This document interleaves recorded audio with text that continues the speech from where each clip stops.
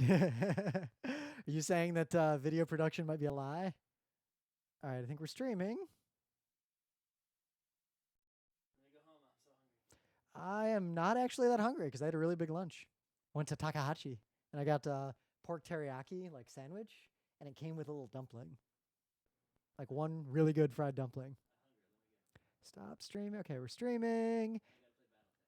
Oh yeah, I gotta catch up on my life and all my shit. So should we let's just do generic controllers and see where we go with it. We can always do a more specific show later.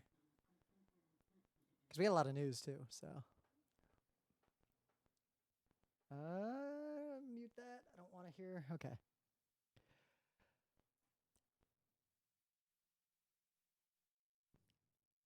Really audition? Come on. Come on. Maybe the drive you're recording to is spinning up because yep, the drive you're recording to is spinning up because I haven't used you. That's what's going on. Okay. Ooh. What the shit? Audition's having a weird problem. I will restart it. What happens? I don't touch my computer for half a week. Oh, there's a whole bunch of people watching while I futz around with Audition. A whole bunch. How many? How many? Well, not one, but there's a whole bunch of comments. One person. Maybe. Okay, it says one's watching, but there's like 3 people chatting right now, so I don't know.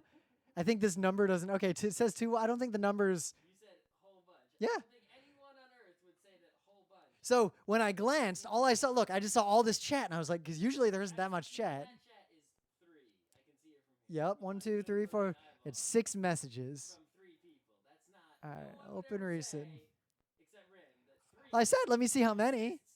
Whole bunch. Whoa. Whole bunch, but so you're saying you said Whoa. or you saw the actual Woo. number. Yeah, I did, because I got to say something. It's patter. You can just say. Whoa. You said whole bunch, but so you're saying you said whole bunch, or you saw the actual number. Yeah. Wasting their time watching this, except for 3 dum-dums. Whoa. You said whole Scott. Oh, I know. You know what's going on? There's nothing wrong with Audition. I upgraded because there's a new Audition version. And it changed some of the color defaults. So the color of the track it records is the color that it used to use to say this track is fucked up. Why would they do that? I That'd be like if I made a release of my software and I changed the errors Dude. from red to green. Dude, there was a release of They do new stoplights and now red means go and green means stop. Dude, there was a release of Premiere a while ago, like a long time ago. I remember this because they just changed the default direction that it would scrub if you just use a regular mouse and just spin the scroll wheel. Well, Apple did that. That's Apple's fault. Yeah, but You know, the mouse wheel scrolls go backwards. yup. When they should be murdered. That is a Say this as soon as you see it so we can tell the time lag. That doesn't work because I don't know when you chatted that. Okay. Also, who cares about time lag? This is something happening here in real time. I could set this. That matters. I could set this to have a delay. YouTube has a built-in delay if you're like live streaming a competitive game. I know. All right. You know what the thing is? Yeah. Those delays. If you're doing something real time like a Counter-Strike, that delay is usually plenty, right? Yeah. It's not a big deal. Oh, Civ, that would not help me. Right, but if you're playing something slow, like even Hearthstone, the delay is not long enough, right? It's like you're sitting there looking at your hand of cards, and okay, maybe it's like gonna cover you for like a turn, maybe or 2. If you think long on your turn, it's gonna cover you for 1 turn. The person sees what you have in your hand, and it's a slow turn-based game, right? That's what they call stream sniping. Is they when You got to set up a delay. you're playing the game and you see some famous streamer's name as your opponent's name. You go to Twitch to see what's in their hand, and then they accuse you of stream sniping, and you're guilty. But then you win, so you don't care. Dude, I mean, I used to do that. Don't show me your hand, bro. I used to do that If just you're by in a, having a go. if I you're used in a to ghost. casino and you're playing against someone in poker and they show you your hand, you can't be like, well, stop looking at his hand that I'm showing you. It's like, how could I not look? No, the pro You showed move, it to me. The pro move, if you're playing and you think people do that to you because you're like famous enough, is you have a fake stream. No, people get mad if you do that. Who would get mad? Because you got to say their names in real time when they give you money. Oh, yeah. I guess you let your super fans be in. You set the threshold real high. You'd be like, no, I'm not monetizing this game. I'm just playing this one for the kids. And also, if they say to put a shoe on your head, you have to do it right away to prove that you're not like, faking. No, I will not put a shoe on my head, guys. Faking the awesome things that happened in the game, right? They'll be like if you make a lot of times it's when someone makes a crazy prediction, like the next card is gonna be this, and that card comes out. They'll be like, put a shoe on your head right now to prove that was actually a real prediction and not just. We should make a channel where we do live streams and we actually do all the things that people accuse people of doing. Like yeah. Faking predictions. We fake the predictions, and we fake people telling us to put shit on our heads, and we do it. We have a fake chat stream and everything. All right, you coordinate. I'll do it. We should set up a botnet that's designed to coordinate fake Taz's. Well, not Taz's, fake runs. It's all you. All right, let's see. It is so strange seeing you guys. I never believed Scott was thin. His voice was so thick and hearty. You thought I was fat? I get people used to think we were fat. People used to think I was Hispanic. Even though as nice and as, not as politically correct as we are, we still make fun of fat people. You thought we were ourselves fat? It's not that I make fun of so much as I'm made uncomfortable by. All right, I think we can start. This is all working. It's Tuesday, June 6th, 2017. I'm Rim. I'm Scott. And this is Geek Nights. Tonight, we're talking about game controllers and gamepads. Input devices for games. Let's do this. You definitely deleted the episode we did on that. I could not find this episode anywhere. Also, how is that the first time this person is seeing us when there are like 10 bajillion videos of us already on the internet? So, we have, I realized this from the live stream. Our YouTube fan base, literally, a lot of them don't seem to know we do a podcast or only figured that out because of these live streams. And on the other side, the people who actually, listen to the podcast don't appear to have ever visited our YouTube or our website. That's just, they found us on iTunes, and that they literally have only heard our voices for 10 years, well, let's 12 start years. putting links to all the things in everything so that there's no way you couldn't, from any one thing, you should be able to find all the other there's things. Links from, every fucking YouTube video we do back to our website, and people I don't know. Let's make the website better? I don't know. All right. I guess I got an opening bit. Sad opening bit, but an opening bit nonetheless. So, yeah, as you guys know, Geek Nights was delayed a little bit, but many of you probably... It was Memorial Day. Yep. And then you were sick. Yep. And then you went away. Yep. So, my grandfather died, which you may have seen if I posted in the forum. Do you have any grandparents left? That was my last direct grandparent. I'm also down to one. Yep. And he lived to be... So, we thought he lived to be 88. You found out he wasn't 88? No, he was 87. He was actually 87. And the other thing is, I'll take 87. It turns out no one in the family knew his middle name, and everyone knew him as James H. Right? There was a substantial debate at the funeral. Isn't there a birth certificate? So this is what happened at the funeral. Someone said his middle name, and someone else was like, "No, that's not his middle name." And there was a debate, and no one actually knew what his middle name was. And the birth certificate just said H. Mysteries. And I guess this is a bad joke because he had Alzheimer's, but I guess you couldn't ask him either, even when he was alive, right? Yeah.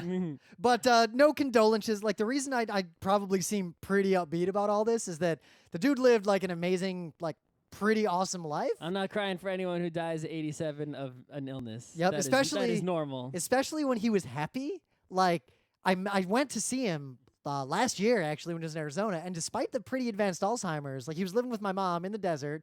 He was going out into the desert working every day, clearing brush and taking care of the horses, and he basically knew he had Alzheimer's and had lived such a full life that he was content with it and basically just living every day, waiting to eventually pass out in his sleep. And he died peacefully in his sleep, and that was the end of that. I'll take it. Yeah. So it's fun. I guess it's fun to go to a funeral where everyone's sort of upbeat and just remembering, because it's not like this death was a shock. And I'm kind of lucky that no one's really died early anywhere in my family that's affected me directly. So all my funerals have mostly been quiet remembrances. But no more grandparents. Meaning, let's get morbid. It's going to be parents' time someday. That's the next round. But independent of that, right after I found out, I immediately got a stomach flu. So I almost couldn't even go to the funeral. Grandpa's ghost. Yeah. It was Grandpa's ghost. He's like, which one of my grandchildren did I hate the most? That annoying ass rim. I remember now. Let me go haunt that asshole. Well, he did believe in ghosts. He also saw a guy get shot and helped cover it up when he was young because the relatives on that side of the family were fucking mafia bootleggers. Mm-hmm. He lived an interesting life. Leave it at that. I'm only believing half of this because it's coming out of your mouth. You want to talk to my mom? She'll corroborate a lot of these stories. Apple don't fall far from the tree. My mom, though, does also believe in ghosts, so watch out. Uh-huh. I think most of my family believes in ghosts. Mm-hmm. You did too. Yeah, when I was a kid, of course I did. You believed in ghosts as recently as college. I don't think I believe in ghosts. And in college. I possibly believed in more other recent- nonsense then, but I did not believe in ghosts. You definitely believed in ghosts. You The in fact told ghost as if it was true to a room full of people. Yes, the ghost story. On multiple occasions. Dude, when you tell a ghost story, you gotta act like it's true. You it was gotta scare this people. was not a Halloween ghost story situation. This was I really believe in ghosts. Are you I have Are you mad talking about that convictions. time we were walking around the cemetery in downtown Rochester? No. 'Cause that's we were the just time I hanging out remember- in the apartment, and you were like, "No, I totally lived in a haunted house when I was young. I'll tell all the stories on the Patreon then. There were bees in my brother or something." Oh no, that was not the house that as a kid I thought was haunted. The bees of my brother was just literally bees attacked him in his bedroom in New Baltimore. Anyway, We had separate bedrooms, right? We got separate bedrooms. point is, you believed one of the houses you lived in as Yeah, a child. when I was a little kid, I watched and Unsolved you Mysteries. believed that when you were old. I watched Unsolved Mysteries. If you watch that show as a kid, you'll believe in ghosts. You'll think that the mafia is literally coming to kill you. I did believe in aliens because aliens of are- sci-fi TV aliens shows are like everywhere. that. I did believe in aliens because of those shows. Oh my God, until Scott, this is maybe gonna be- high school times. This will be my thing of the day on Thursday, but I'll tell you now. So I found a wiki, and you know what it is? Every unsolved mystery, whether or not they were solved since. Dun, dun, dun. In detail. And I went and read some of them, and this is like I like this is all legit. Some of them, the answers were real crazy and fucked up too. How do you know that that's true and not just someone named Rim was writing all those? Because the ones that have answers are all like, this person was arrested in 2011 and it was traced back to the crime, and then like a bunch of newspapers. What about America's Most Wanted? I don't know. I only did the Unsolved Mysteries one. All right. But yeah, so we're back. We're doing Geek Nights. We're live. Someone just said one time I saw a ghost. Good on you. So you got any news? Is that Chris? It was not Chris. All right. Yeah, so Valve, Steam, the center of all gaming in the universe, they've had this thing called Greenlight for a while now. If you're not aware, the way Greenlight works is you're making a game, but you're not a real publisher. You're just some people making a game, some indies or even smaller than indie, one-person shop to whatever. Maybe you're a big deal. Maybe you're like kickstarting a game. Who knows? But the point is you're making a game, and you're not like Activision or some big-ass company that can get your game just on Steam, guaranteed. So how do you get your game on Steam? If Steam just let all the games on there, it would just be a madhouse. It's There would already be 10,000 games that literally are just malware. It's already a madhouse as it is, right? And it's too much work for them to manually check every single goddamn submission, because that'd basically be like their competitors could put them out of business by pumping in submissions to force them to pay to review them all. That's right? what Uber was literally like. They were doing stuff like that to Lyft. Yep. But anyway, so what they did is they have Steam Greenlight, and the way it worked is you would put your game up on Greenlight for nothing, and then you needed to get actual Steam users with Steam accounts, which are relatively difficult to fake, right? And have them vote for your game. And once you got enough votes, Steam would be like, this game has some sort of community support behind it that is large enough to meet our threshold. Therefore, we're going to evaluate it and see if this is good enough for real Steam. And that's how you would get your games on Steam. Yep, because you might say, why don't they just like manually curate everything? That is way too much work. You gotta have at least one automation pass. Yeah, I in think a you. system I like think you this. also had to pay like $100 fee or something. Yeah. Maybe, but whatever. The point is, it was an okay system, but it had some problems, right? So they now have a new system. Greenlight, I think, is as of today maybe is done, and they have a new system called Steam Direct. And Steam Direct seems to me, at least, a much better system, even if some people don't like it. I think that, oh well, too bad, right? Because it's, thinking about it from Valve's perspective and also the gamer's perspective, I think the new system is better based on the words that have been used to describe I it. think I agree, but I withhold my final judgment until I read a lot more details and see how it pans out. I mean, from the indie developer perspective, I think it may be bad. Yeah. But I can't do anything about that, and I don't really care about you. Also, much. like the indie developer situation is rough as it is. Like, it's a hustle even without. You're competing with so many people, right? It's like, whatever. Anyway, so the way the new system works is you put your game in there, and you pay $100 and fill out some forms, right? If you've never put a game on Steam before, right, they're going to check you out to make sure you're legit. For 30 days. Right, they're going to take 30 days to make sure that you aren't just some bullshit person trying to put up some garbage-o on Steam, right? If they say, okay, this person's not garbage-o, then, all right, you paid the $100, your game's on Steam, congratulations, right? If you've submitted games before, you just got to pay the $100 and whatever, right? Also, once, they find out that you are legit, any games you submit and pay $100 for, they're going to review them by hand to make sure they're not malware, to make sure they are what they say they are and aren't like, happy ABCs after you go through the main menu is born. Right, yeah, they make sure it's actually what you say it is. Which the game is actually just a pirated movie that plays. Well, I think that could be problematic. For example, the game that had Fraud Fractions 2 in it, right? It's like, what if my game is like hidden inside another game? It's like, are they going to really play the whole goddamn thing to make sure? There's no way they will.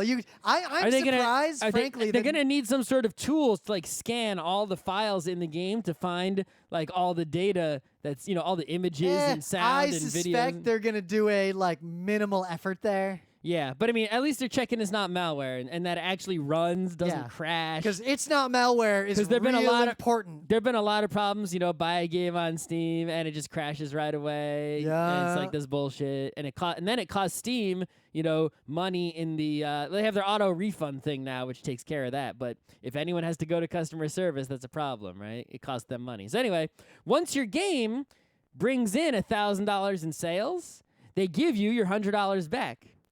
So it's like if your game doesn't really sell, it's like, well, why did you bother us with this putting your game on Steam, tiny ass game? All your game did was sell less than $1,000 worth, right? We're keeping your $100 as a fee penalty to punish you for wasting our time putting this, unpopular thing on here. But once your game gets over 1,000, they give you the $100 back. So even if a long time goes by and your game eventually gets popular, like gets discovered or something, you'll get your $100 back. So it's like, you can, whatever. And I think there's a good system. Yeah. I mean, there's always been If you don't like the system, you don't need to have your game on Steam. Yeah, it'll be hard to sell because you won't get the marketing of being like on the Steam, page where people can buy it easily. But, people, like, just distribute stuff on your own. You make a website. You have a buy button on the website. People give you money directly. Steam will not take a cut. You get 100% of the money. But Raymond Scott, that's hard to do and a pain in the ass. Yeah, maybe that's why people pay Steam $100. Yeah. Also, it's actually not that much of a pain in the ass. It's way easy to do. Well, see, you say that, but again, e-commerce is like an out-of-the-box thing. You and I are both ITCS professionals who do that kind of stuff for a living. If you can make a video game, you can make a website. If you can't make a video game, if you don't have the skills to make a website, and somehow you make a video game, I can see that happening. I can't imagine that your video game is good enough to be worth playing. I could see that happening. As a piece of software, it's probably garbage. If you're incapable of setting up a website, not even. I guess I'm assuming that you're gonna pay services that manage all that for you, because if you're gonna try to run Magento by yourself, like I did once, for much less than the $100 cost of the Steam, you can set up without having to code anything a website that will sell digital goods. I mean, there's always been a complicated discourse around Steam because Valve basically stopped being a game company and is just a platform. I don't think they'll ever make games again. They make Dota. Yeah. What have they made since? They're still making Dota. It's a non-ending game. Yeah. They still make Counter-Strike. I'm pretty confident there will never be a Half-Life 3. Yeah, probably. But they keep patching the games they got, and they're doing a bunch of VR shit too. Yep. Actually, there's a bunch of big new things coming to. Well, the VR people left, but I think they're still doing stuff. There's a bunch of stuff coming to Counter-Strike that basically adds the kinds of features that Overwatch started with, which is interesting. I think they're feeling a little bit of hurt from Overwatch in the competitive circuit. But those games aren't alike at all. They're not, but I see more and more people in like the competitive Overwatch set, just like the randos who say things like they used to play Counter-Strike, but they got bored with it. Well, yeah, you've been playing the goddamn thing for 17 years. Yeah, I've been playing Counter-Strike since... saying you're bored of Counter-Strike after 17 goddamn years is like saying Counter-Strike is the greatest game that's ever existed, which is close to true. I mean, how long a run did Tribes 2 had before you literally couldn't play it anymore? Like, games don't last long. Yeah. 8 months? Games don't last long. I saw an article the other day. They pointed out that the fact that Overwatch at its year 1 anniversary is more popular than when it launched is already pretty crazy. Yeah. Absolutely. I mean, Hearthstone fucking is like 4 years old. That's insane. So, I mean, in some other news, that Battletech game that I still got to go see if I actually backed or not. I kickstarted it, and the beta is now out, and they let me have the beta, and I haven't played it yet, but I installed it. So I'm going to stream it once I get home from this podcast and eat dinner. So you should, in a few hours, go look at Scott's YouTube channel, which I'll link to, instead of my YouTube channel. If you're listening to this as an MP3, you can't see that, but you can go to my YouTube and see it already uploaded, like as a video. You just won't see it live. And if you go to the GeekNights website, www.frontrowcrew.com, or just type GeekNights into Google, I swear it'll get you there. You'll see a link to it, because apparently no one ever does that or sees our website. I don't know. That seems to be our fan bases seem to be weirdly separated, trying to bring them all together, and then I guess they'll fight or something. But I'm excited about this game, but I don't know yet. Like, I don't know if it'll be great. It might be terrible. I don't know. And From what I've seen, right, so I've met these people at, PAX and such. Oh, they said the right words at PAX. They said all the right words, and then I saw the game in person. Was it PAX Prime? I saw the game running in an alpha, and I was like, wow, that looks like they actually fucking made a game, and they weren't bullshitting. That looks like fucking Battletech to me. Yeah. Look at that. Oh, a missile fired, a laser shot, a heat sink. PPC. Removed some heat. LRM. A mech moved around on some hexes and then shot another mech, and it went boom. What I haven't seen yet is a mech that only has front armor, 2 Gauss rifles, and a targeting computer with its back against a mountain, never moving. You know what you're going to see tonight? Claws, baby. We'll see what they have. Who knows how much is in the beta, right? It's still beta. So some other news. If you didn't notice, PAX West / Prime. Yep. The real PAX. The one true PAX. Like, we joke about this a lot, but PAX West is the best possible PAX experience from all perspectives. Mm-hmm. It's way more chill than 4 East. goddamn days. It's way more chill than East. There's infinite food and hotels like all around it in downtown Seattle. The weather has been nice almost like 90% of the time we've gone. Ish. Not 90%. It's usually pretty sunny. It's been worse in recent years. When the earlier years we went, it was way good. Yeah, it was good last year. I remember like the first and second year we went, it was like, isn't Seattle supposed to be the place with rain? How come and everyone's like, this is freakish weather. I don't know. It's weird. I've seen it rain though recently. Yeah. The past couple Labor Days. But if you pay attention, around this time of year, as in like this week, next week, the following week, is when PAX West badges go on sale. The PAX West ticket sales are imminent. It could even be goddamn tomorrow. It could be as we're doing this podcast. It's going to be within a week. I would bet real money it would be within 7 days My of now. advice to you is starting around 10 a.m. Starting Eastern around time tomorrow. Right this second, as soon as you hear this, right? You should go and use Wednesday. I'll say this. Wednesday, 10 a.m. is like alert times. Yeah. Thursday, 10 a.m. is high alert. Friday and every single weekday onward is maximum alert. Mm-hmm. Because this shit sells out in like seconds. Yep. So the way to get tickets that's always worked for me every year, including last year, is on Twitter. You can follow the official PAX Twitter account. Yep. Don't follow Robert Koo anymore. He's not going to tweet about it. He's not going to tweet out. The official PAX Twitter account, you follow it. Okay, big deal. You're following it on Twitter. You can't read Twitter every single second, right? But, even if you like me and check Twitter every 10 minutes, you might miss it. Yeah. So what you got? I mean, one time Scott saw it literally 2 minutes before me, and it was sold out in that 2-minute gap between when Scott clicked and I clicked. So what you can do is in Twitter, there's an option so that you can get notifications whenever an account tweets. So now if official PAX Twitter account ever tweets anything, your phone will go ding within seconds, right? No matter what, it's guaranteed to work, right? And if you see, now this might be annoying because they do tweet things other than tickets are going on sale, and you'll get a mini heart attack like last week when they tweeted our website is down. Yep.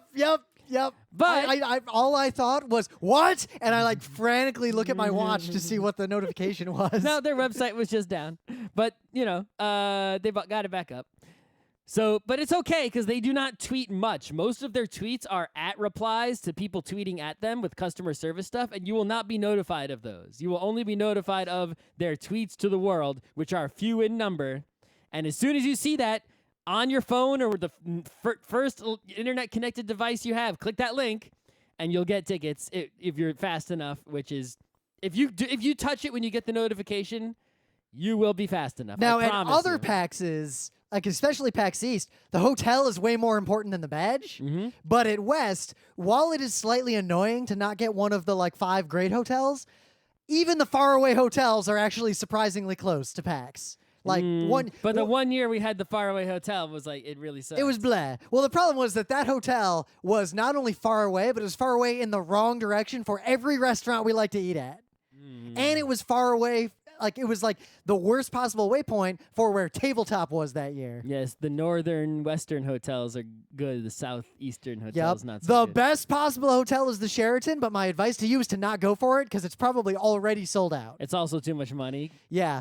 I mean, none of them are super cheap, but it's more money than the other But ones. if you go for the Sheraton, you'll likely fail. And by the time you look at like the Olive 8 or something, it'll be sold out. Yeah, My Grand advice. Hyatt's a good option. Yep. There's plenty of good options.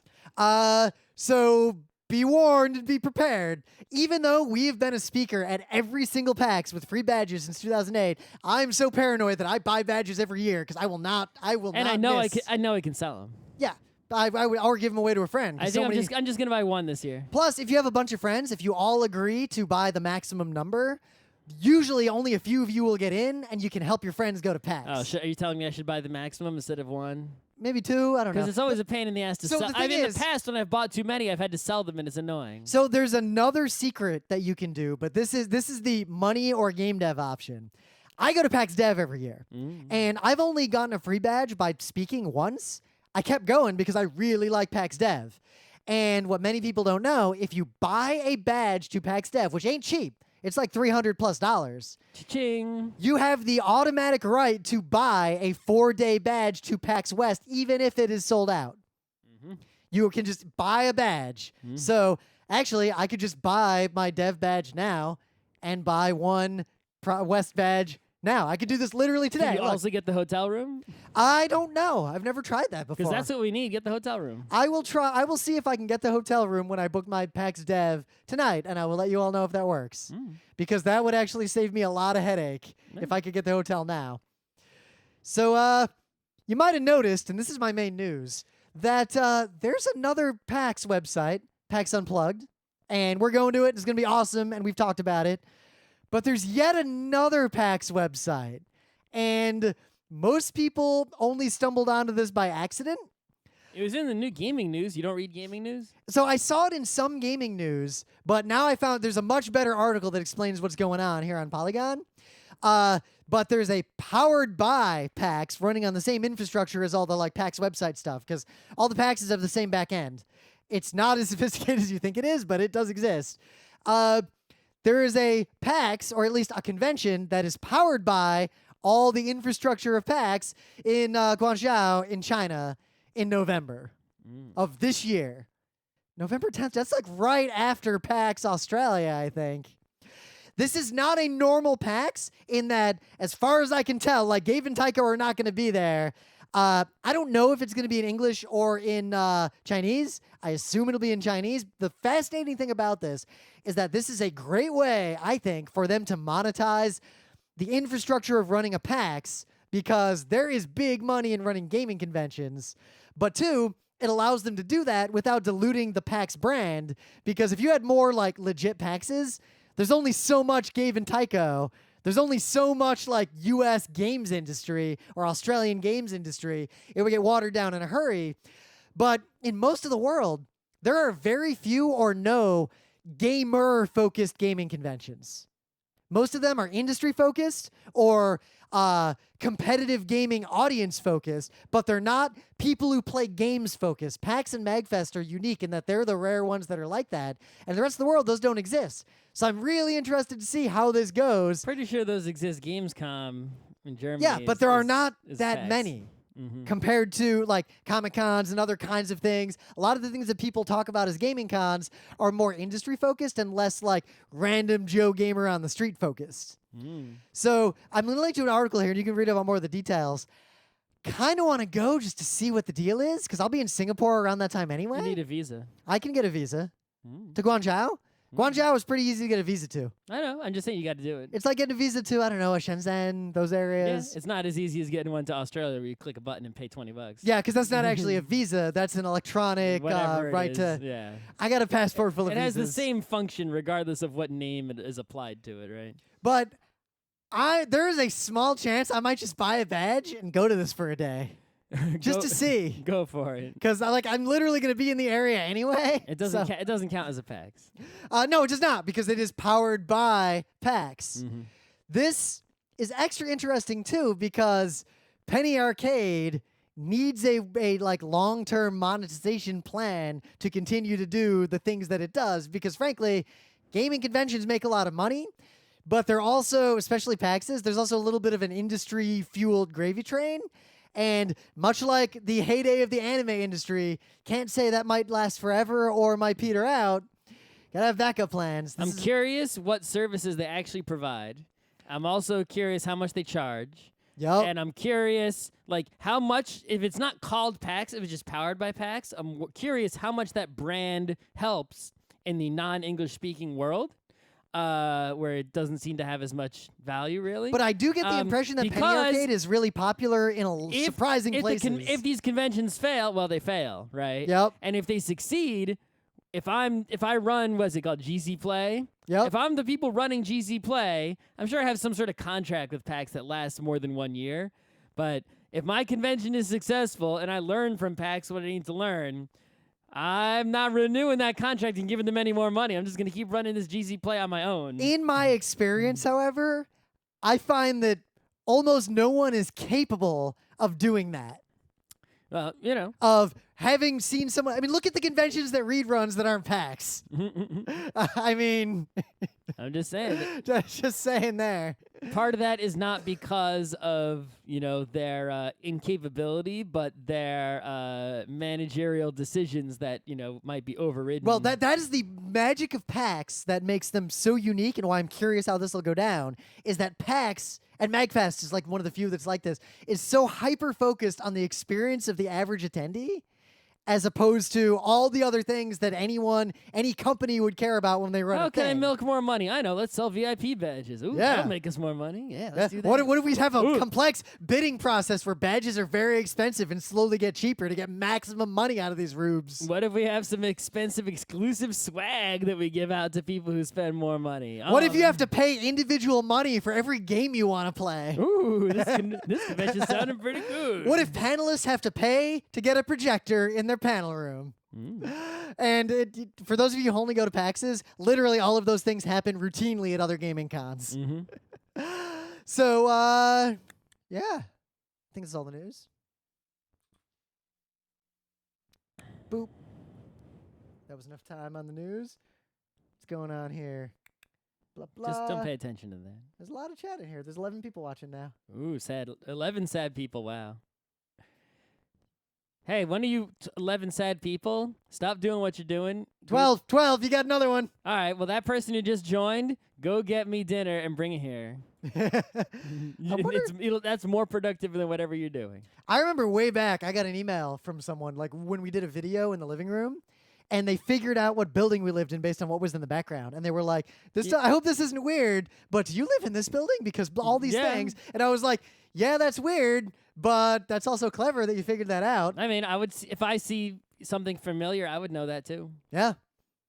They figured out from the skyline, and then because back then there weren't really many buildings here. Yeah, so. I mean, I can tell if someone else does it, I can tell also. Well, it's like when you see a movie, like you know exactly where that movie is if it's filmed anywhere in New York. All right. So, things of the day. Oh, do that again. Dude, that color's really messing me up. Every time I see this new color in Audition, all I can think is it's not working. I got to customize that back to the old way. All right. But anyway, things of the day. So there was a story that no one believed in the 1830s when some pirates, some convicts who were on their way to the prison camps in Australia, hijacked the ship they were on, mutinied, and sailed off for adventure. And when they eventually got caught again and were on trial for piracy in London, one, they were the last human beings on Earth hung by the British Crown for piracy. And two, they told a crazy story of getting attacked by samurai, and no one believed them. But it was true. Some evidence was uncovered recently, like really recently. Didn't they have cannons? How did samurai mess them up? So it's really funny, the story. So basically, their story was pretty dumb. What year was this? 1830? Yeah, you could definitely mess samurai up with cannons in 1830. Yeah, so like these coastal towns in Japan often had like 1 or 2 cannons that they'd gotten. 1830? Yeah. All right. But they were like, basically they had orders from... Those couldn't have been as good as the ones on the boat, though. No. They had one. Usually they were stolen from boats or like foreigners they'd murdered. Yeah. So I guess this town had like 1 raggedy-ass cannonball, and they shot it at the barbarian ship. And they hit it? And they hit it. Good job. And they actually knocked the telescope out of one of the guy's hands and hurt him. Right. And this like pitted ass lead ball was like on the ship, and they kept it as a souvenir. And there's all this nonsense, but basically, Oh, it just like went through the hull and landed on the floor? I don't think it even went to the hull because the Japanese in that era were it not. just landed on the deck like bonk? It landed on the deck like bonk. And apparently the samurai were extra fucking pissed off about the fact that when they fired their cannon, the pirate ship, there's a quote in here, but Ba-doom, ba-doom, ba-doom, ba-doom. no, it didn't even bother. No. It just very slowly and leisurely raised a sail and just kind of slowly got out of the waters like it was no big deal. The pirates basically showed up Thanks for the free cannonball, yo. and were like, we'll leave soon. We just let us like hang out here and like repaint our ship so we can like get away from the British. And the samurai were like, We have pointy swords. We don't get to use them often enough. We also really want to fire this cannon. That's how I would be if I was that samurai. So basically this French scholar like translated, they found all these accounts from samurai in the 1830s of an encounter with barbarians, and they translated it and they put one and like 2 and 2 together, and they figured it out that this, and then they went and like found the records from London. They're really confident that these are the exact pirates that they ran into, and the Japanese even drew pictures of what the pirates looked like. Ahoy. They were reasonably accurate. Okay. The Samurai Chronicles are pretty funny. One sailor bared his chest to the disguised samurai to reveal a tattoo of, quote, the upper body of a beautiful woman. Another produced a big glass of what appeared to be an alcoholic beverage and indicated that we should drink. We declined by waving our hands, upon which they passed the glass around themselves. So this is just a fascinating story. Such excellent gentlemen. And I don't know, it shows that there's a lot of history that we actually have evidence of, and just no one bothered doing the research or putting it together. Well, because it's not like this isn't world-affecting history. Whether this happened or not doesn't have any, Well, remember a while ago I read that the same thing happened with the Battle of Midway, the turning point of World War II in the Pacific, where apparently no one in America ever bothered to actually like translate and read Japanese accounts of the battle, because those Japanese accounts actually proved a whole bunch of stuff about the battle that we were super wrong about. Well, winners write the history. Yeah, but we wrote the history dumb and wrong. And we win, though. Yeah. And That's some why it doesn't mean you winners write the history right. You just write it. Yep. But a lot of the things we were wrong about, like we way overestimated the Japanese capabilities during that battle, and Japanese primary sources gave a very different picture. So anyway, this is just a funny story that I think you should read. All I could think the whole time was Harris and Impact. Yep, pretty much. So you got a thing of the day? Yeah, so this has been like all over the internets and the real news. So a lot of people have probably seen this, but also a lot of people are nerds who listen to this. The kind of nerds who are so sad they sit in our chat. You call it sports ball, and you make fun of it when other people talk about it. All right, so the New York Metropolitans, they not to do it so good. They're back to their old ways. They were in the World Series just 2 years ago. Yeah. And they didn't win it, but now they're back to being El Garbage Mets, as usual. And at a The recent... technical New York term for that is bums. Yeah, so about a week ago-ish. If you know, they were sucking particularly badly. I think it had been like Wednesday or Tuesday last week, something like that. Particular suckage was going on at Citi Field. And some of the fans, there's nothing better to do because there was nothing to see on the field. They were heckling the mascot, Mr. Met. Heckle, heckle, heckle. Now, if you've never seen Mr. Met, it's a man in a Mets uniform. It's a person. There's a whole bunch of different people who are in there. Well, yeah. We don't even know who's in there. It is a... It's a person in... But his surname is Mr., so I'm assuming that the character is canonically male. Yeah, there is a Mrs. Met.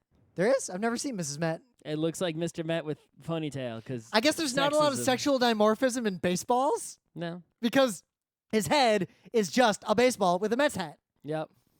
Anyway. And he has 4 fingers. Yeah, Mrs. Met has boobs and a ponytail. They felt the need to like super gender that literal baseball. Yeah, anyway. So they were heckling Mr. Met big time. And like you do. On his way back into the underground of the field from possibly doing like a t-shirt toss or something like that, they were giving him a good old heckle while videoing him with their little phone camera. And Mr. Met, whoever was in there that day, wasn't having none of it and gave him the finger, which is really funny because A, that's a New York thing to do. Mr. Met should be giving people the finger. And B, Mr. Met only has 4 fingers. So he was just pointing up, I guess. Sure. So, but I mean, he also did, the old. So they have told us that Mr. Met has been relieved of their duties and will no longer be in the costume, but they could just be lying. Yeah. It don't matter. I hope they are lying because I would promote that Mr. Met. Yep, I would give that Mr. Met a bonus. Yeah. For properly demonstrating to New Yorkers what happens when you heckle Mr. Met. Mm-hmm. But anyway, here's the video of Mr. Met giving someone the 2nd or 3rd finger. It's funny, living here long enough, like... This isn't some, like, I just want people to know. Like, the first time I saw this, I thought it was like a fan-made thing, not a real thing, Because, like, if a car... But no, this is a real thing. That's the actual Mr. Met. Like, if I'm biking or walking and a car honks at me and I'm not, I'm not jaywalking or anything, like, I flip him off as instinct. I literally don't even think. It's just out. The finger is subconsciously controlled. Yeah, like, it's such an instinct. It doesn't even feel like anything. There's no emotion to it. It's just like a hello. Like a wave, a gentle wave. Not only a thing of the day, but in the meta moment, the book is Frank Herbert's Dune. I beat Ganon a while ago. I'm going to read it soon, I guess. If you're going to read it, you going to read it? I guess I'll start reading it. All right, I'll also start reading it. But we're so excited about this. In some other more interesting news... I didn't like it the last time. Yeah. I didn't finish. You might have noticed that I keep school. uploading all these YouTube 1990 videos. something. I got about 109 more of these to upload as I make them, but I'm taking literally every tabletop review we've ever done in the middle of a GeekNights episode and splitting them out into their own separate dedicated YouTube videos that are just the review. None of all that crap we talk about before the review. Some of these, we had to have a show where we did like 5 board game reviews, so I cut each one out into its own thing. And there's a playlist you can click on and just watch all the reviews with none of the crap. I think this is a decent thing to do, and I plan to do this more GeekNights things in the future. I got a nice pipeline going on, but I don't know, like and subscribe. I'm doing lots of video action in terms of like I can now stream from my phone immediately with the YouTube app because I have 1,000 subscribers. Yep, I did it during your brother's wedding. I live streamed your toast because it was a good toast. Great, and then I'm using that feature whenever I feel like it. And I'm streaming more stuff from my house, mostly video games because that's easier to do. But I have the technology and equipment to stream pretty much anything in my apartment whatsoever, not just video game, but anything happening in real life. So give me ideas and whatnot. I've done some cooking. I've done some Gundam model building. We'll see what else happens. Of course, it's summer, so I'm gonna see if I can do the phone streaming while biking and see what happens. That could be interesting. I don't know if it's going to work with the internet quality changing as I bike around. Yeah, because the internet quality was pretty dodgy in that wedding venue too, and the stream did not come out super great quality-wise. So I'm gonna attempt it though. Maybe the next warmer weekend. Maybe even this weekend. Ah. Look for. There's gonna be some exciting things happening in the city this weekend. Yeah, I mean, like, so Brooklyn Pride is that weekend, and Emily and I were running in the 5K race in Prospect Park during it. I was maybe gonna bike down there. You should bike down. And not. Phil is running in the race with us too. Well, Phil's gonna finish the race probably in half the time it takes you to finish it. So it'll be interesting though, because while Phil is super athletic, he does not run long distances all the time like I do. But It's only 5Ks. It's not long distance. it's considered long distance running now. But while I normally train Isn't for it- this isn't- kind of aren't stuff, there like 6 or 7 5Ks in a marathon? yeah, marathon is like 26 miles. I Yeah. don't run marathons because that's super bad for you. I didn't say it was But good. I run half marathons regularly. But I'm also old and like Phil 35. is younger than you. Yeah, 35 ain't 31, guys. It's- Like, It's 39 ain't 29. yep. But I'm 35, and I think my peak, like the best times I ever got running these races, was like 28 through 31, and then it's gonna be. I'm lucky to even like Wait, make you're those saying times. a half hour to run 5Ks? What? No, I like 20 minutes. Oh, okay. No, I usually place in the top 3 of my age group. And as I get into older age groups, I feel like I'll do better and better. I think I'm aging better than a lot of the people I see. But last year I remember Emily got screwed because she was the oldest person in her age group, and she was like one place away from like placing, like in the top. And the times for the people in the age group one step above here were way slower. She would have been first place in that age group. So the next year she was in that age group. And all these super freaking fast people were in that age group, and she would have been first place in the younger age group. So depends on who runs the race. Yep. There's always like 20 That's people. how it is in the Netrunner tournament. I Yeah. won when the good people didn't show up. Yep. And then the super good people, they're all like 19 to 22 years old, and they beat me by like 5 minutes. They started the front. They finished the thing in like 18 minutes, 17 minutes. Why So can't you catch them? so the Just last try time, real hard. the last time I set the best time I ever got, I did it because I ran real hard, and I ran over the finish line and immediately just vomited in some bushes. Well, I'm pretty sure the person who finished in 18 minutes also vomited in some bushes. They're just younger and fitter than me, I think, is the problem. So- I'll run the race on my bike. I'll finish in 18 minutes. No problem. In fact, I'll give you a 10-minute handicap. If you give me a 10-minute handicap, I might be able to do okay. 5K on a closed course on my bike trying to go fast. Yep. I could probably go close to 20 miles an hour. Yep. It's Prospect Park, too, so it's like easy. Yeah, 20 miles an hour. How long will it take to go 5Ks? Not long. 5 minutes? Something like that? I don't know. See, maybe if you ran your old bike and you were your old slow self, but now you have a fast bike and you're fast. It doesn't even matter. Yeah. All right. To the main bit. I couldn't find a show where we specifically talked about this. I think we might have talked once about like first party and why you should always get first party stuff, but like I couldn't find shows on like just game controllers. Seems weird, but I guess know. we Well, it's haven't- such a broad topic. I don't even know what you think we're going to talk about. I searched for like gamepad and everything. Why don't we? Here's how we should limit. There's many ways we could limit this, right? Let's talk about specific game controllers, ones that exist, and review them. The pre-analog era, the Super NES controller Yeah, let's go historically. is to this day, I think, the best console or console game or generic gamepad the world has ever seen. But again, pre-analog. I don't. Maybe. Anyway. Name a better pre-analog controller. Oh, pre-analog. Yeah, because the NES controller doesn't have enough buttons. Yeah, no. And it's too small. Probably not. Anyway, but yeah, so let's just start at the beginning, right? With the arcade, right? People don't know, right? Arcade sticks are not all the same. In Japan, they have a square gate, and in the US, they have this sort of gate that's like The gate is the thing that controls the range of motion of the stick. Or even go before that, there wasn't even standards on like what is a control. Like the idea of a stick with directions wasn't like people Yeah, I implemented. mean, Asteroids has buttons only. It doesn't have a stick. Yeah, go Some look at some games like ha- ancient some arcade games have a machines. ball. There was like no standard. Like you'd see crazy buttons all over the place on different arcade games. Took a long time. Like it really wasn't until home consoles that controllers standardized. I mean, Because you needed one controller to run multiple games as there opposed weren't to even gamepads until the NES/Famicom. Before then, it was like joysticks or things with a bunch of buttons on them. Yeah, look at like some Atari. things had a little tiny joystick. Some things had a big joystick. You gripped with your whole hand. Look at Atari game controllers. You had joystick in a box ColecoVision, with a button on it. The Intellivision was a number pad and a flat disc you could like shove down that actually had like it was almost like a, I don't know if I've ever seen anything like it. Yeah, no.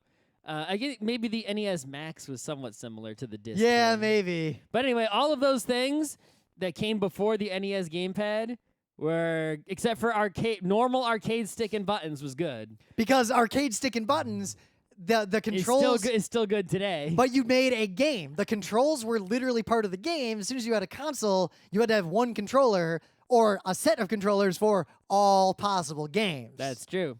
So the Famicom controller for the NES, the original one, A, B, select, start, up, down, left, right, D-pad was the invention of the D-pad, which is still necessary today. Yep. And it is terrific controller, but all third-party ones garbage. I remember as a kid, it was a very like specific differentiator of, it's sad to say this, but like socioeconomic class in that. And this applies also to other third-party controllers for all systems up until today even. Middle-class kids in my neighborhood all had like just first-party standard controllers. The yuppie kids all had the weird like Nintendo controllers. I know. I noticed that even kids who had, were affluent, they would still only have enough, main gamepads for themselves, right? Yep. And then they would just they get the cheapo Mad Catz garbage controllers, for anyone who might be visiting, but they never use those. Most of those kids, in my experience, they always had the special controllers that had turbo buttons and nonsense on them to cheat. Some people did that, and they'd too. make me use the first-party regular old controller listen, that didn't have the turbos. There were first-party controllers that had nonsense. There's the NES Advantage. Yeah, which all the yuppie kids had. Which sucks, by the way. It's garbage. There's the NES Max, which I had, which not so great, but it was okay. It wasn't as bad as you don't want it, right? But it's a thing. I think there was also one that was just the same exact thing as the regular controller, but just had 2 turbos added to it. But that might have been third-party or first-party. I don't remember. Yep. But yeah. But actually, in that era, all the other consoles that were contemporary, the controllers are pretty garbage. Yeah, no, all the other consoles that tried to compete with the NES, even the ones that copied gamepads from them, like I think there were gamepads for like Commodore 64 maybe. TurboGrafx 16 had a gamepad, and it was a gamepad. It wasn't awful, but it wasn't even as good as the NES one that came before it. Yeah. It was worse than it. It's like, what'd you do? Now, I don't know how you all feel about this. The Sega Genesis controller would have been marginally acceptable if it weren't for the fact that it was contemporary to the SNES controller, the god of controllers. Yeah, the Genesis controller, the first one, right, had 3 buttons, ABC, it's fine, start button, good. The main problem with the original Genesis controller is it's too big. Yeah. It was a monster. And people today are like, so many people, not just with controllers, but with phones and stuff, they're like, oh my God, my hands are too big, my hands are too small, I can't grip, it's too, it's like, no, these things are made one size fits all. They're pretty much one size fits all. If you have a problem, it's not a problem with the size of your Barring, hands. of course, accessibility concerns. Unless you are not Andre the Giant, you are not Shaquille O'Neal, right? You are not Tom Thumb. Your hand is the right size for pretty much any normal controller you're In my gonna get. experience, most people who don't have like a disability or a reason why they can't use a normal controller, their problems stem from the fact that they held the controllers wrong. Yep. They used them wrong. They gripped them in like crazy death grips. I saw people. I saw kids who would hold their NES controllers like from the bottom only. Like recently, I've seen people who are not proficient with controller. Right? They'd have their left thumb on the left analog and right thumb on the buttons, and then to use the right analog, they were bringing over the left thumb to the right analog and back.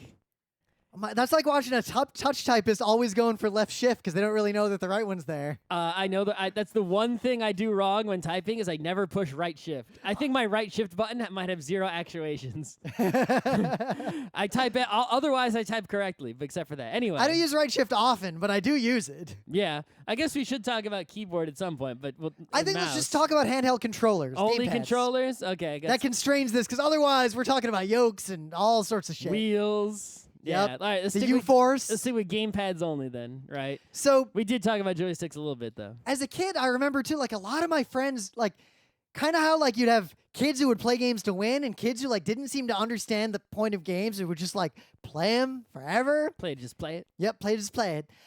A lot of my friends who played games just play them, like I'd watch them hold controllers in such a wrong way that it viscerally bothered me as a kid. And people wouldn't have the muscle memory and have to look at the controller? Yup. Nope. To this day, I know, despite the fact that X has been in literally every possible position it could be, I know where it is and I know where it should be. The only time I get messed up is PlayStation controller with triangle, square, circle. Yeah, because I never played PlayStation games. The only PlayStation I ever owned was an RIT, and that was just to play DDR. Yeah. We never played any game but DDR in that thing. Yep. I just haven't played enough PlayStation to get it burned into my brain, and I don't really think I'm gonna. Nope, which wasn't a problem until we ever wanted to play Soul Calibur 2 or 3 at anyone else's house. Yeah, or the main time it hurt me is playing games that were rhythmy, such as that Bust a Move or Bust a Groove, or the Vib one Ribbon. with the dancing. Vib Ribbon I had a lot of trouble with. Vib Ribbon and the Naruto game, because it was a Naruto Smash Brothers game on PS2, I think, and it would pop up shit on the screen, and you'd have to be like, circle, circle, X, triangle, you had to type in a move or something. Patrick points out, I knew people who played Atari 26 controllers upside down. That's actually a pro move.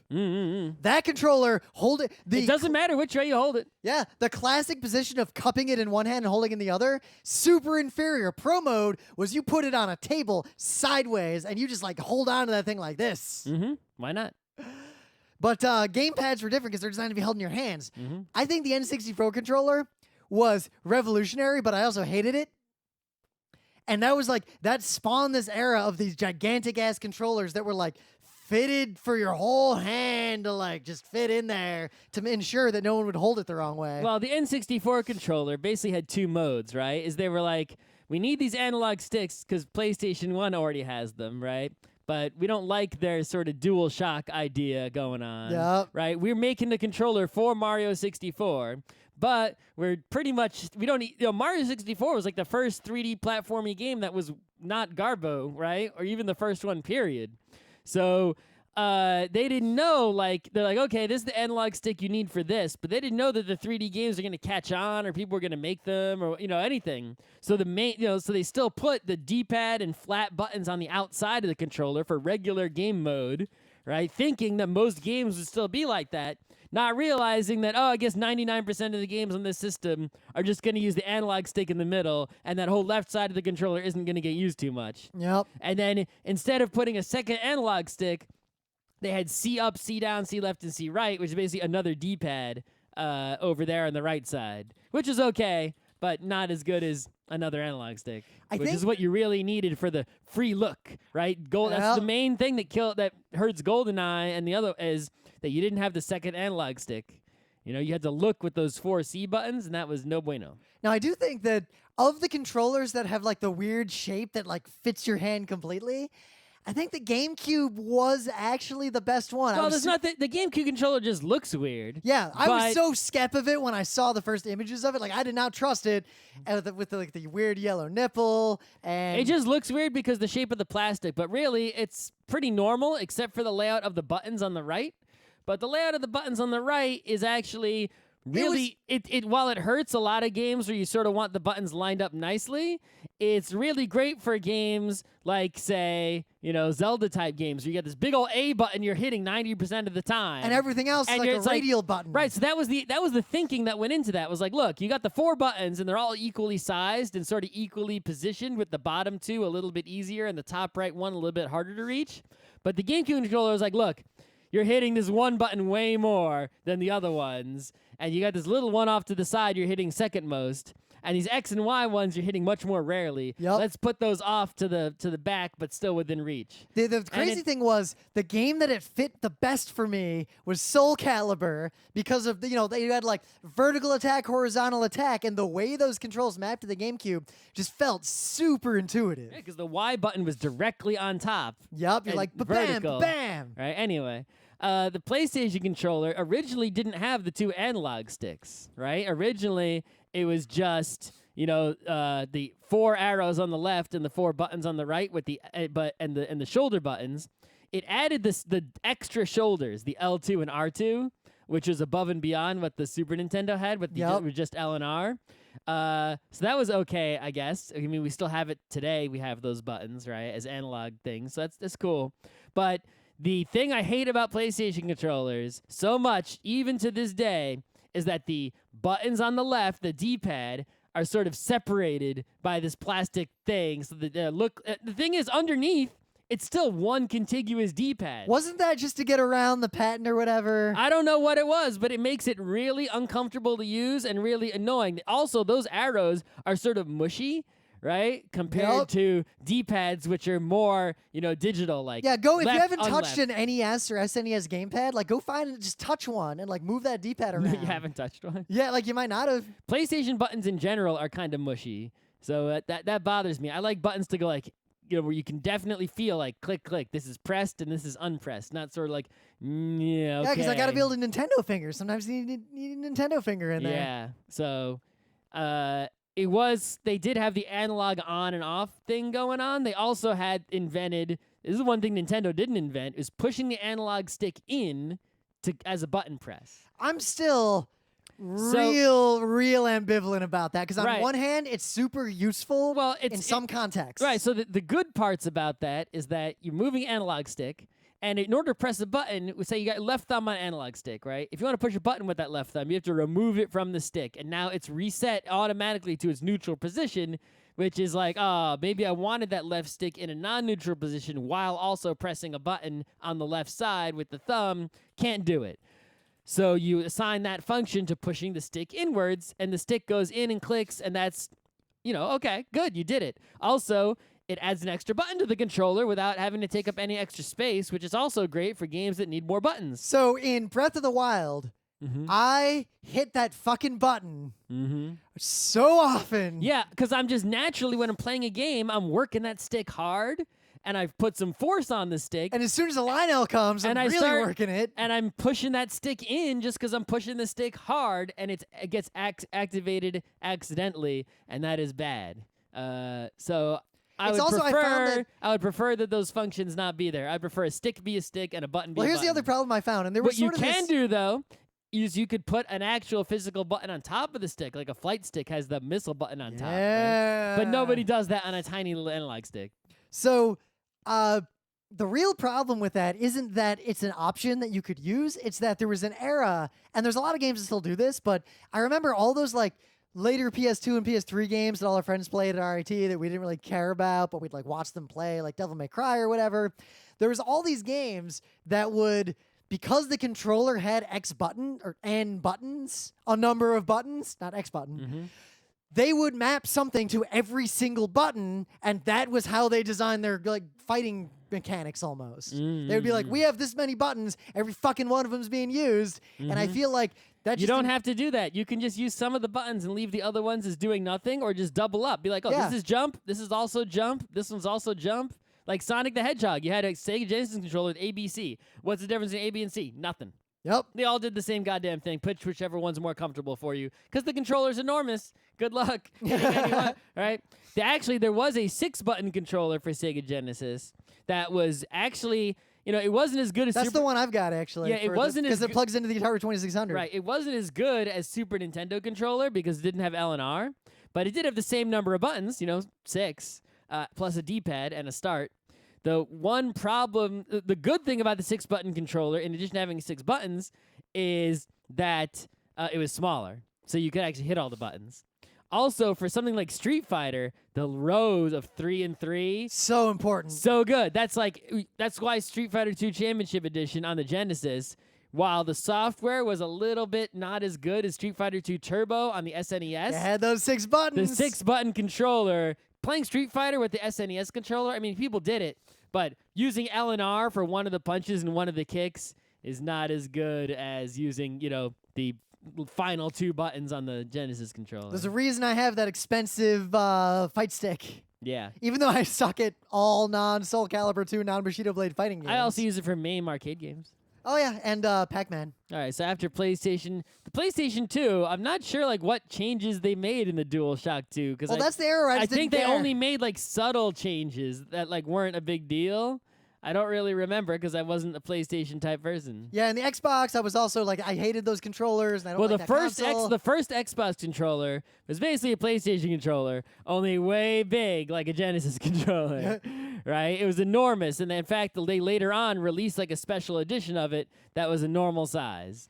I mean, Penny Arcade they had so many strips making fun of that giant ass controller on the Xbox. Yeah. I shouldn't forget to mention Dreamcast Controller. So Dreamcast Controller, the weird one from the weird console. Right, so Dreamcast Controller looks enormous and weird, but actually it's really comfortable and really useful and just perfectly. It feels really intuitive. It only feels weird if you look at it while you look down. You're like, oh right. It's the weird. only problem it really has is it doesn't have the right analog stick, right? But and the other problem it has is I think the cord comes out the bottom. Yeah, that was always weird. Yeah, I don't like cord coming out the bottom. Cord must come out the top. But anyway, the thing it had is the VMU thingy, right? And the VMU thingy was like a little memory card, but putting it in the controller is great. Much better than putting a memory card for save games into the console back in the days when we still needed memory cards and we didn't just have storage.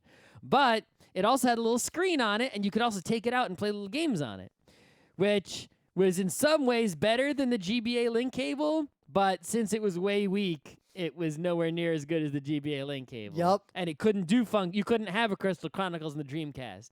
But I would have loved in the day for that VMU idea to have been as good, what if the GameCube, the official controller was the GBA and there were no GameCube controller?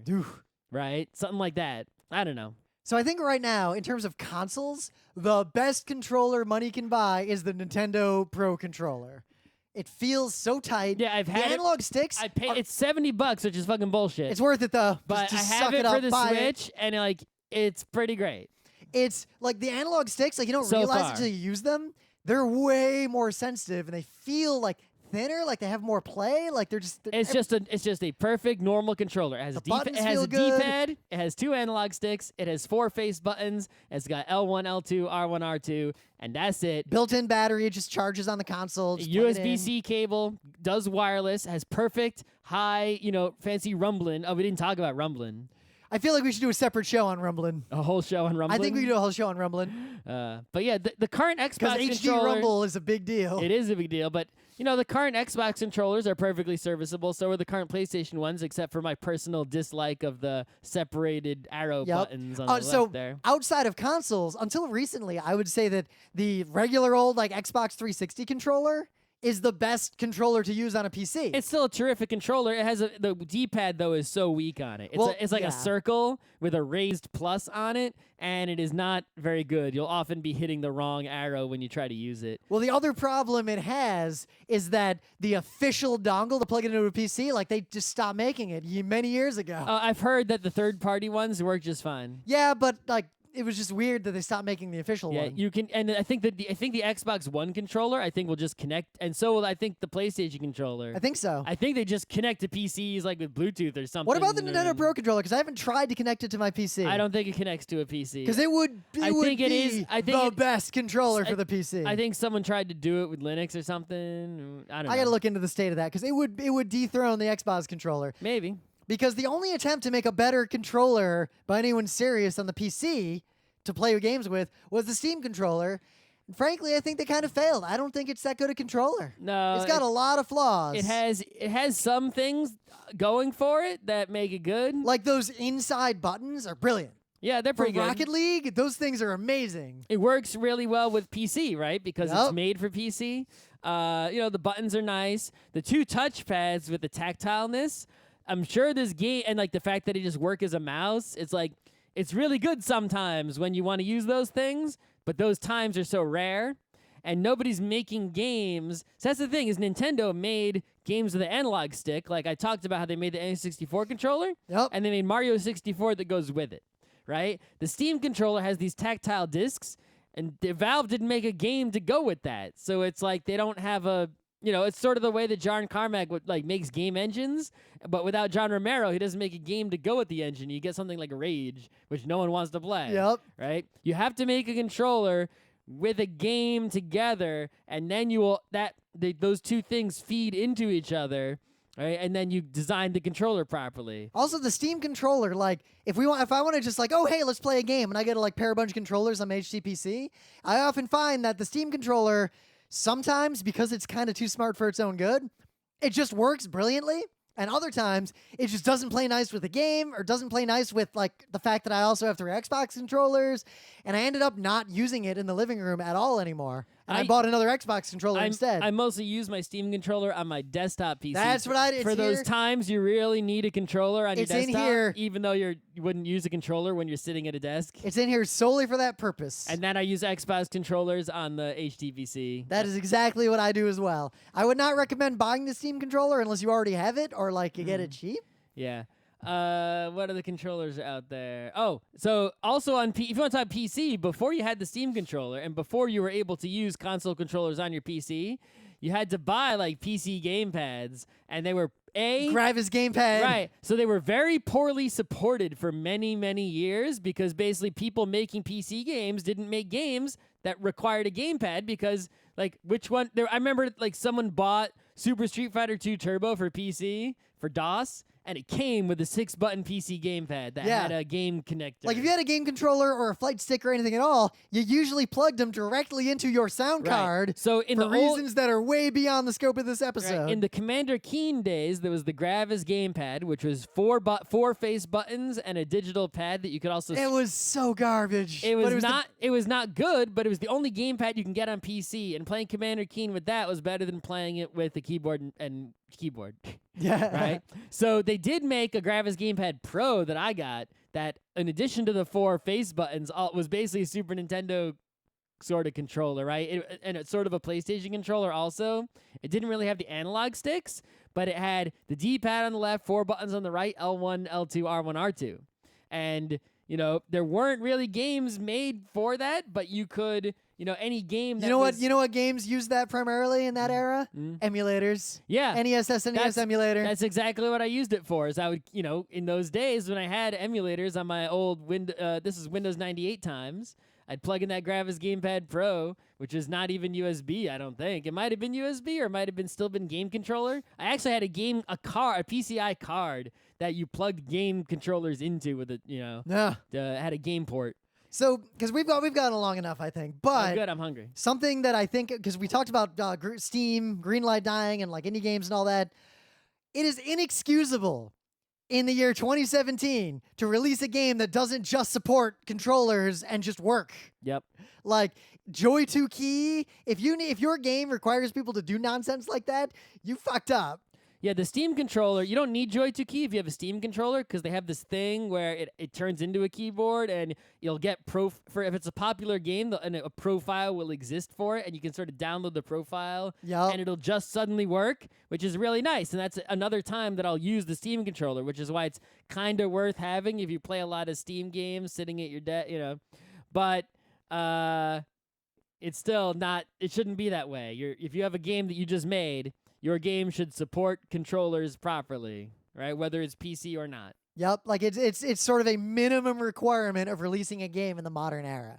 Even if you don't. If I was Steam, and here's the thing: if I was Steam with this new system, I'd require it. I'd reject any game that didn't support the appropriate controls appropriate to the game. Now you might say Civ doesn't need gamepad support. True, right? You might say, but my game doesn't need it. I wouldn't a platformer. I'd be like gamepads or no on Steam. So you might say your game doesn't need it, but having that configurability is very important for accessibility because a lot of times crazy accessibility devices will show up as a game controller or a keyboard of some kind, and you need a way to be able to map it and use it. If your game doesn't support that, you lose accessibility and you piss me off. Yeah, I mean, I tried to, the topic is so broad, I wanted to only talk about the actual controllers. Yeah. But you do need to remember, right? It's like, part of controls is in the software as well of each and every individual game. You could have the best controller, right, and a really crappy game has bad controls, right? It's like think about NES games. You got something like Mario 3, and you got something like, I don't know, Dude, playing Mario 3 in an emulator with a Gravis Gamepad was almost impossible. right, but not right. That's true. But also just think about having an actual NES with Mario 3 and an actual NES with a really bad game with bad controls. Cheetah like, Man. Yeah, sure, Cheetah Man, right? It's like you have the same controller, the same hardware, except the game is different, and now the same controller is now garbage with that bad game. Should we do another show on controls? I think I don't know, but it's like you have to be able to separate, like, when is the controller at fault and when is the software at fault for being bad, right? And it's sometimes hard to tell if a whole bunch of software gets it wrong and you can't find any software doing it right. So anyway, get that Nintendo Pro controller working on a PC, whoever's working on that. Sure. All right, we're done. It was easy.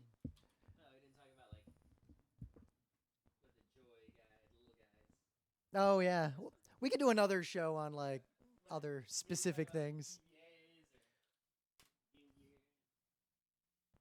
Well, do those count as controllers? Oh, I got a two-factor because I haven't logged in a while.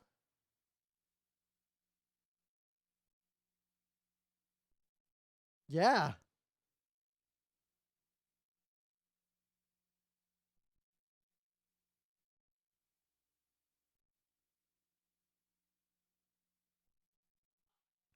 All right, let's see. What's my Patreon two-factor?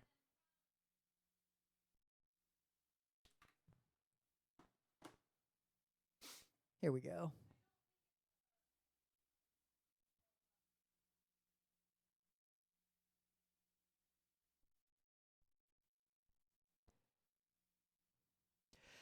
And the Patreon patrons for this episode of Geek Nights, in order to amount of money on a continuing basis, set as fast as possible without stopping, are Nicholas Brando, Ellen Joyce, Heidi McNichol, Amanda Duchette, and Thomas Hahn. MyStady.com, William Eisnerose, Jeremy Miner. I like big butts, and I cannot lie. You other brothers can't deny. A genuine, bona fide electrified 6-car monorail. Kishar Tavishan, no? You sure? Yeah. Matthew Smith, Chris Reimer, Joshua Joestar, Rebecca Dunn, Ren from New Zealand, Finn, Daniel Redmond, Shervin Van Horrell, Don Schleich, Rochelle Montanona, Mr. Black, Chris Knox, Chris Midkiff, Rare Laval, The Terrible Secret of Space. I paid $5 to make Rim say pickle. Clinton Walton, Sailor Vista, Ryan Perrin, Brian Cedrone, 421 Creations, Thomas Hahn, Sam Cordery, Sean Klein, James David White, and Sean Yeager. And now I leave you with something weird.